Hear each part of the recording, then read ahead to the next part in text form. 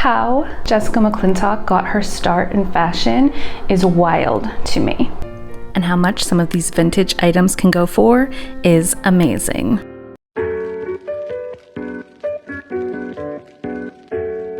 Hey guys, and welcome to Well Read Wardrobe. I'm Christin, and this is Vlogmas. We're back on with another fashion deep dive for our 12 designer days of Christmas. December is going by so quickly. I know I've missed a couple of days of Vlogmas, but I am doing my best to keep up. Today's designer was suggested by a friend and viewer. Thank you, Lori. We are talking about Jessica McClintock. And bonus, her son is a fashion designer too, so Scott's in here as well. I think this is a wild story of how Jessica McClintock got started with Gunne Sachs. Gunne Sachs was actually started by two other women, and they were looking for an investor. When Jessica and her small son at the time moved to California, she was teaching. She took $5,000 out of the bank, which this was the 1970s, so that's a large sum of money, and she used it to invest in this company. She became a part owner. It wasn't long until she doubled that investment, bought out the other partner who wanted to leave, and she became directly in charge of designing and marketing. Gunne Sachs later became a multi-million-dollar business. Jessica attributes her love for fashion to her grandmother. At an early age, her grandmother taught her to sew. She did go to BYU and studied the arts, but she's not formally trained in fashion. Jessica's main focus in clothing is romance. In 1987, Gunne Sachs was renamed as just Jessica McClintock. The brand Gunne Sachs is mostly known for its prairie, bohemian, ruffle, cottagecore before there was a cottagecore style. The name Gunne Sachs being a play on words for sexy gunny sack, or the burlap sack that potatoes come in. Jessica says she drew inspiration, this being the 1970s, from San Francisco hippies on the dock. In the 80s, we see a transition to big puff sleeves, velvet, lace, still keeping those romantic elements, but also a lot more polyester and acetate. It's metallic, it's prom dresses, it's not that bohemian flair anymore. Jessica's aim was to dress women in their finest moments, which she later coined as a McClintock moment. So think brides, wedding, prom, and any special occasion. Along with fashion, Jessica also has her own line of perfumes. And another fun story. So as I was researching, I started looking at Scott McClintock's pieces. I found myself thinking that his pieces differentiated from his mother's in style. While still very feminine, they were less romantic. And somewhere along the line, I got it in my mind that if I could envision Hillary Clinton wearing some of these pieces from the 80s or early 90s, then odds were that it was a Scott McClintock piece, not a Jessica piece. And then here's where that got funny. Further in my research, who do I come across wearing an off-the-rack Gunne Sachs dress on her wedding day? Hillary Clinton. Here she is wearing Gunne Sachs to marry Bill. Like, out of all the people I could have thought about as inspiration to whether it was Scott or Jessica. I have to say that researching these designers has been a really fun experience for me, and I do hope to continue the series into the new year. We'll just call it something else. If you have a designer that you would like to learn more about, or that you know about and you would like me to learn more about here on the channel, drop it in the comments below. I'm adding to that list. I'm learning something new every single time. And I'm starting to see the influence that designers have on each other and on the world.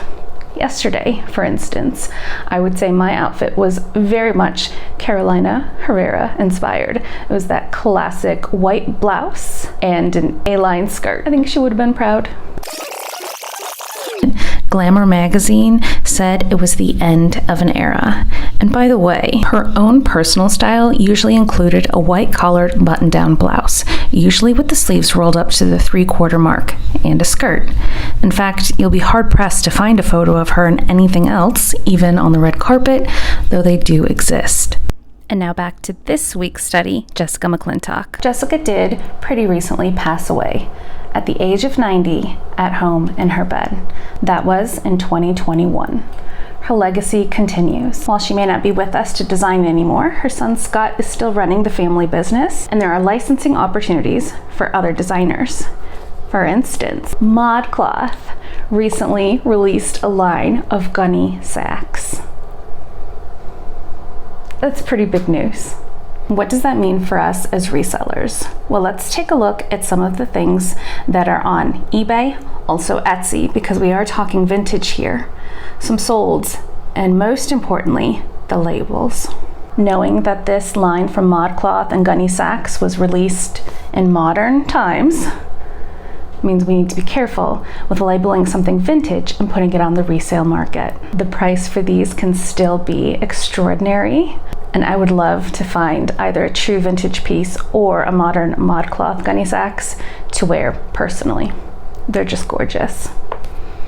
Now, I have worn Jessica McClintock in the past as a small child and flower girl. My mother's wedding dress in the 90s was actually Jessica McClintock, and so was mine. And fun fact, I believe both, I know for sure mine was thrifted. My mother was married in a Victorian era home down south in Georgia, and the dresses were just perfect for the theme she was going for. Now I was like 11, what did I know? But I felt like a princess in this lace gown. Now, on that, some of these pieces that I'm seeing today being modeled by adults are being advertised as a woman size extra, extra small. Take this one for example. It fits her quite beautifully, but notice how the sleeves are way up in kind of a weird position. I believe this dress was actually made for little girls and not women, even though an older person of that tiny stature can absolutely wear it. Some of the tags say girls on them, and some are just very tiny. So just be cautious when you're picking something up to resell that you're confident you're selling to the correct market. And if you're selling a children's dress as a woman's, make extra sure you use measurements and let the buyer know what it is they're purchasing. What I found so inspirational about Jessica McClintock was that she is a self-starter. She invested in something she believed in. She took a chance when maybe other people at the time didn't want to. I wouldn't doubt that there were those in her life telling her that this was a bad idea if she bothered to ask.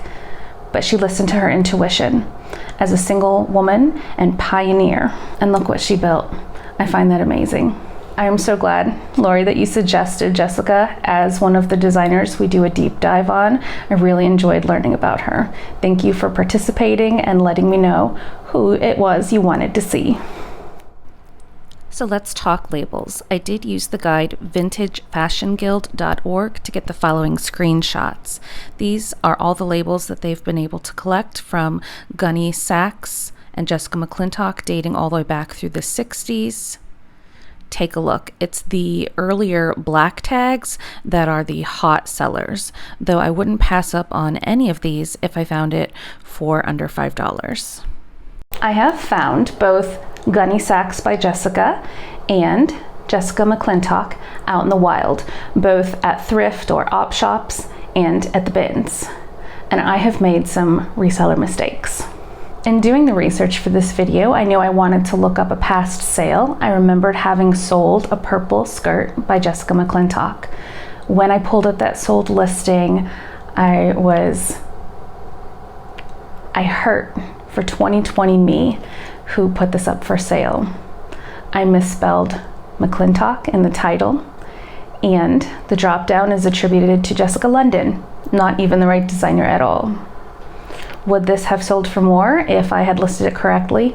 Maybe. I'll never know. What I do know is that 2020 was a really hard time, and I am healing from those days still. Looking at it made me realize how far I've come in my own personal journey, and I wanted to thank Jessica for that. Whether you're just starting out on your reselling adventure or it's been a lifelong passion and hobby, we all make mistakes. just keep going. If you've been following my journey since I started in Seattle, then you might remember me picking up this lovely ball gown for $1.99 at Goodwill on a Monday special, as well as a new with tag beaded Jessica McClintock purse. Same day, different location. In the end, my partner visa was approved and I moved faster than I could list and sell everything that was still in my inventory. The dress and purse went off to ThredUp. Since then, the purse has sold and I've almost made my money back on those investments. Not great business, but personally, it's what I needed to do at the time. Now that I'm here, I wish I could have brought so much more with me to sell.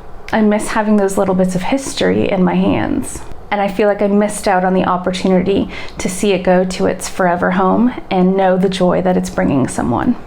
Still really glad and grateful that it's not in a landfill. That's another designer off our list for the 12 designer days of Christmas. Thanks so much for being here on the journey with me, you guys. I will see you soon with more Vlogmas/Thriftmas. If you haven't already, please hit subscribe and ring that notification bell so you know when the next video goes live. And if you wouldn't mind hitting that like button, it really does mean a lot to me. Thanks so much. Bye.